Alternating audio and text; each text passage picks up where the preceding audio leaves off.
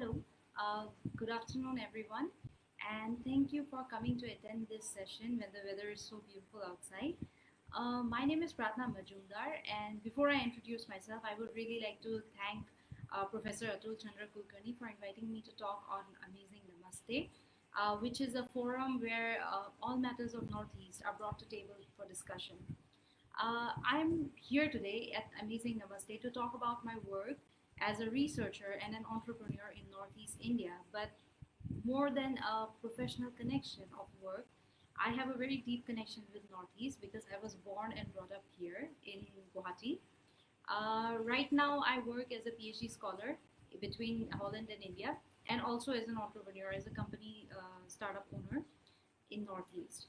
Uh, I'm going to discuss about my work, research, as well as company, and how I connect both of them to create value for communities in Northeast. First, I'm going to discuss about my PhD research. So my PhD focuses on stimulating the maker culture in emerging economies like India. Now, what is the maker culture? The maker culture is the do it yourself movement that we frequently hear about these days. It's any kind of production that goes on outside factory systems or centralized factory units. So during the pandemic, we heard so much of like people growing their own stuff in their backyard or making their own crafts at home that all comprises do it yourself. In the West, the do it yourself movement or the maker movement started quite some time ago, like 20 years ago or so. It was a time when consumerism was really at its peak, but people started getting bored of like factory-made, mass-produced goods, and they really started questioning like, do we have to be passive end users always? Can we not get more involved with the products that we are using? Because humans are essentially very creative. So can we not take part in the making of the products and have more of our own personality or our own identity in the products? So that was the start of the maker movement in the West. MIT started fab labs around the world in order to make this maker movement bigger as some kind of an alternate production consumption system. Fab labs are actually maker spaces where there's machinery installed and everything. You can go with your design and get your designs fabricated there. It's been a big hit in the West. But when we look at fab labs in India or countries like African countries or South American countries, the maker culture has not yet caught on, or people have not started using fab labs or maker spaces that much. So, as a starting point of my PhD research, I really wanted to know why is it that the do-it-yourself movement is not catching on here, because there are lots of maker activities even in our communities. So I started my research in the state of Assam, which is probably the biggest state in Northeast. We started with four communities. There's five villages. The communities were Garo, Karbi, Boro, and Assamese. So we started looking at their communities, what DIY practices they already have, if they have any, are they continuing with the DIY practices. Surprisingly, we noticed that in the West, whereas the maker movement had to start afresh because people had already alienated themselves from maker activities, in our communities, in our rural communities, there are already a lot of maker activities that keeps going on. If you are from Northeast or any part of India, you already know that if you go to a village, people weave their own clothes or people weave their own baskets. People make their own beehives in their backyard or grow their own stuff in the backyard.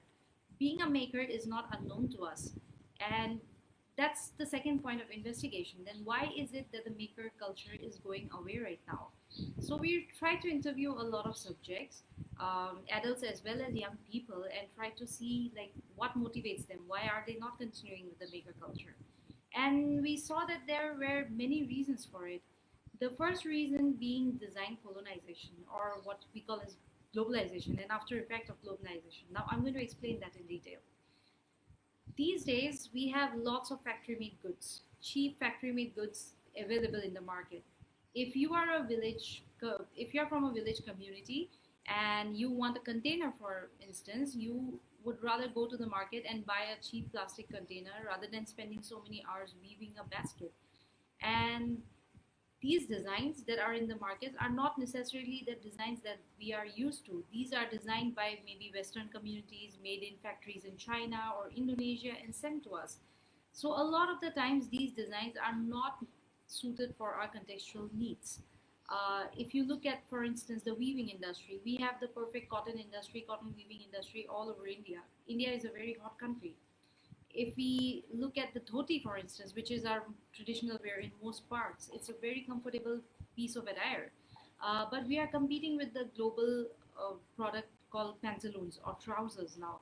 And people nowadays would rather go for the trousers than the dhoti. So these are reasons why people are abandoning their maker activities. People are abandoning their maker activities. Uh, the other reason being urban migration.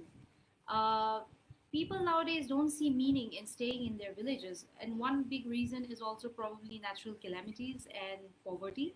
If you look, for instance, in Assam, there are floods year after year, so all the agricultural produce that comes in the year might be washed away in floods, and it's quite frustrating to see that.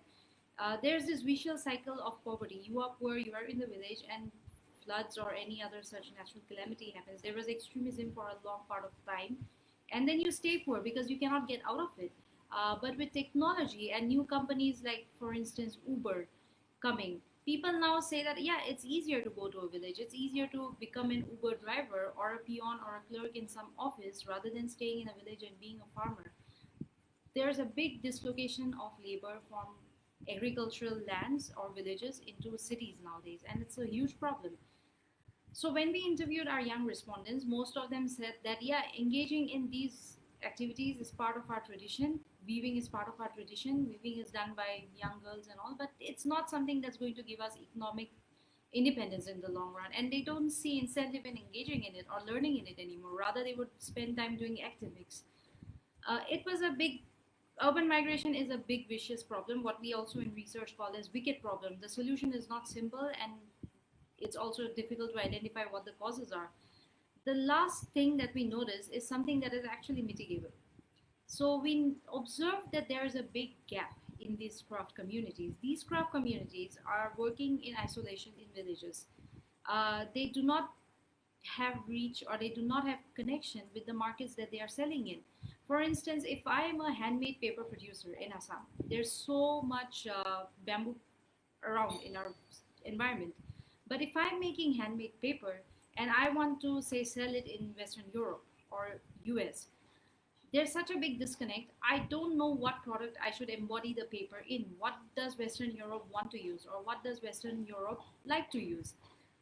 Those are questions that always remain unanswered. And what product? It's a big risk to make a product and sell it that doesn't sell. Second was a big gap in marketing, or you can say that there's between any production and consumption system, there's a big cycle or big chain, which involves, say, supply chain, distribution channels, marketing, advertising, branding, and these makers do not have the capacity to overcome that hurdle, overcome that hurdle and reach those markets. So it's a persistent problem. There are several programs these days. You might have all heard of it, like government programs like Skill India or Make in India, or area block offices teaching skills to people in villages. There are also lots of NGOs working in this space in skill training and stuff. But the problem is not skill. They do have skills. The problem is that there's a big knowledge gap. They do not know what the market wants. They do not know how to overcome and reach the markets. Now, in the next part of my PhD, I really investigate into how we can make them re-adopt the maker culture that is going away because of several factors that I already discussed. But I'm not going to go into that part of my PhD because it's quite technical. I am rather going to go into my more exciting part of work, which is my company. So I and my Dutch co-founder, Lars Hoegewerp, started a company last year. Lars is also a founding partner in an architecture firm in Holland. We started a company with the mission that we want to foster craftsmanship in Northeast India using eco materials from Northeast India. We started, we launched our website in December 2020. Not really a good time because you know how pandemic was totally, disrupting our normal lives. But we have been doing well. We have been working hard. So with Zuko, the company is called Zuko, which you can check out, is zuko.com. With Zuko, we have the vision that we want to bring back these craft practices. practices. We want to bring back the use of these craft materials in Northeast communities. We are trying to tackle the last bit of problem that I discussed, that there is a disconnect between market and the maker. We at Zuko want to provide them a platform where they can sell. So we think that we aim to take part of everything else, like the supply chain, the distribution, the advertisement, the marketing, everything. What we want the use maker to do is to focus on making. They do not have to, take the burden of all these middle activities that goes on between production and consumption. The second part that Zuko wants to do is really the product design gap.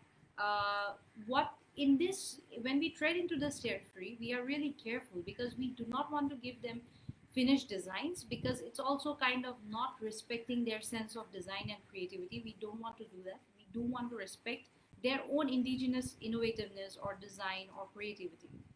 So what Zuko does is tell them what the market wants and give them a basic skeleton of design, and we tell them to fill it up with their own creativity. For instance, we can tell them that at the moment in Europe, nude colors are in, or minimalist products are in, or this kind of, or notebooks are in for handmade paper, or bullet journals are in. The rest of the stuff we leave it on to them as R&D to develop our products. In that way, we do have room for their creativity. We do respect their creativity, and also we have products that are easily sellable in Europe or US, for instance. So filling these two gaps, we have also gone beyond now. We have also started investing in clusters to experiment with eco materials. Like for instance, recently we started working with a cluster to experiment with silk textile, to incorporate other materials in the textile, like banana fibers or bamboo fibers and stuff like that. How about mixing different materials, making a very nice textile that we can sell outside? So this R&D part is the most exciting part of Zuko that I think.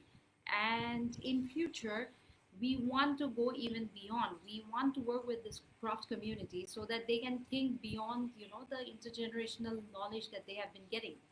Okay, they know how to weave baskets, they know how to weave cotton, they know how to weave silk, but how about go beyond? Like for instance, at the moment, in the packaging industry, globally, there's a new material called mycelium, which comes from fungus. It's a it's the most biodegradable material ever, so it's a perfect replacement of plastics in the packaging industry.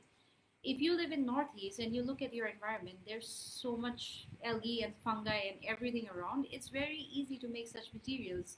It's only a matter of opening up our eyes and seeing that there are lots of possibilities in the environment, and that's what we want to do is our next step. Work with the craft clusters or maker clusters here, make their products commercially viable, and also experiment with them hand in hand with materials from our surroundings, because we do think there is an environmental need of it. We do think that there's a need to replace plastics and use eco materials, and in Northeast we have abandoned of them. Also, we have so many nice craft practices. So with Zuko, we want to revive that craftsmanship, and I really do hope to network with good makers in Northeast so that we can all come together and build sort of an innovation network, sort of. Um, it's being artsy and all is nice, but we do also have an environmental need right now of climate change and pollution and all, that we need to switch to nicer materials or cleaner materials now. And if you're attending this talk and you think that you can collaborate with us or work with us, or you have any questions about our work, we will be more than happy to answer it. So I think with that, I would like to end my talk, but I would really like to answer your questions. So we have a question here. How can artisans avail your services? At the moment, we have direct contact with several clusters, especially in Lower Assam, from Borpeta or from Mirza and all. And we directly visit them and establish connection with the head artisans in those clusters. Uh, we have also had cases where artisans themselves reached out to us and said that they would want to sell their products or work with us. At the moment, we are quite a young company actually. We just have been selling for about 3 months now. In future, we do want to have a artisan program where they can enroll, where they can get a membership, and that's quite for future, I think. But at the moment, we are really working on having one-on-one connection with the clusters, especially with the cluster heads. Because if you look at the clusters, there's usually one or two expert artisans who are, who knows the trade inside out, and they are the ones who are training the novices in the community. So if we can rope them in, they will also be the ones who will recruit the young members in the community to come and work with us in future, or work with them. The aim is not really, you know to get the maximum economic output, but we really aim to create impact. So if we have the maximum people, going into, say, maker practices and all, but not necessarily selling to us, that's fine. But we do want them to switch to, uh, newer ways, especially because right now, if you look at the post pandemic, or we are still in the middle of the pandemic, we are not in a post pandemic scenario. We do see the previous workforce that has been displaced from farms into cities now getting displaced again, because they are running out of jobs in the cities. They do not have a means of livelihood. They are all migrating back to their villages. So what is the next step for them? And that's where I think that the maker movement can come in a big way, giving them entrepreneurship skills,